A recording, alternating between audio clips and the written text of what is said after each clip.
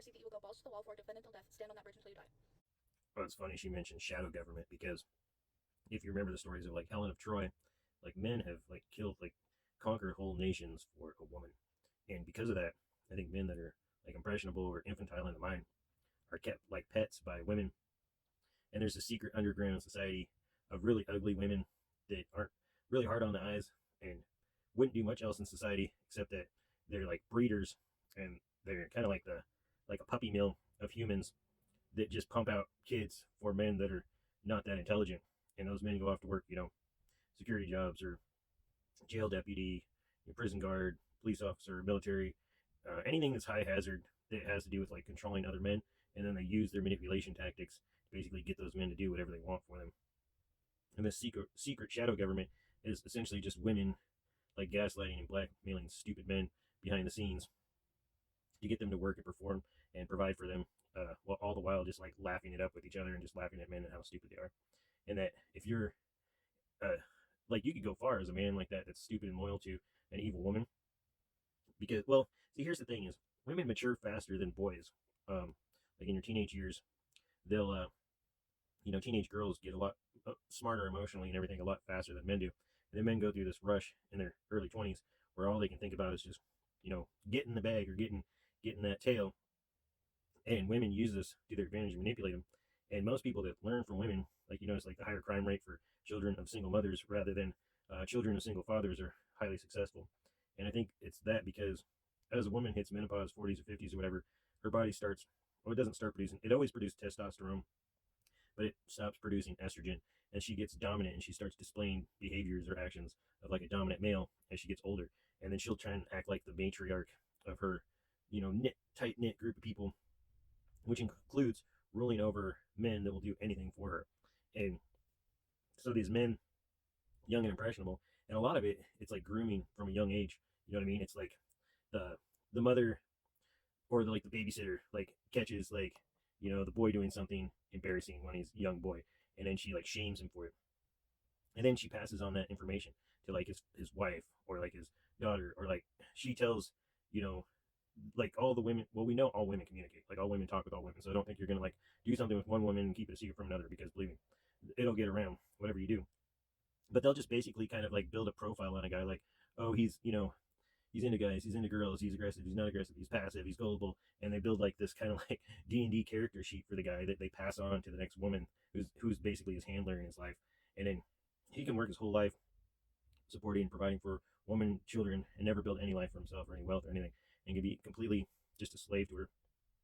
And this like hidden feminist shadow government rears its ugly head sometimes, and you've seen it like with protests where we're mostly women, because if they get their hopes up, they try and control the narrative so that they build stories on people. Like I said, you build a character profile on someone, and the man they can't control, if he's intelligent, they'll build this character profile on. He's problematic, and like to society, he's not a criminal, but to women, he's a criminal, right? Because he can't be brainwashed and controlled by the women in his life. So they'll try and do gaslighting things and turn men against each other, because they'll say, oh, like I'm scared of him, he's dangerous, or he's intimidating, or he's harassing me, or whatever. But reality is that he sees through my bullshit, and I don't want him telling you about how I'm manipulating you and controlling you and getting my way all the time with ever having any accountability. And so, like, you have to think, uh, and it goes as far as like censoring online to like if you go back and see my videos, like the videos where I talk about women dating or another woman influencer, those get like a lot more traction than like hundreds and hundreds of more views and more likes and things than videos about men or my interests or what I do, right? So there's obvious like organized agreement, like there's a stipulation of rules where like they just like something because it's feminine in a way because another girl did it, or because somebody presenting as female is involved, so they'll automatically like and follow. So you have to rule out, like if women automatically say I'm going to follow this person because they're a woman, you just take like if they have 25,000 followers, you just take like, okay, well 20,000 of those are all just women that just followed because the other person's a woman, so they only have like 5,000 followers, right?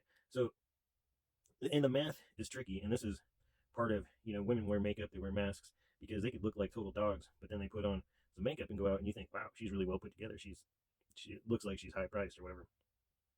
The truth is, it's just like lipstick on a pig in most cases.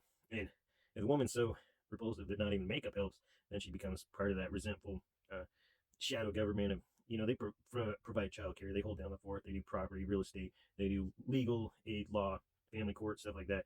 But they really have nothing else going on except they want to fight. They want to create drama. The drama creates a narrative. That creates a brainwash. It gets people listening to them.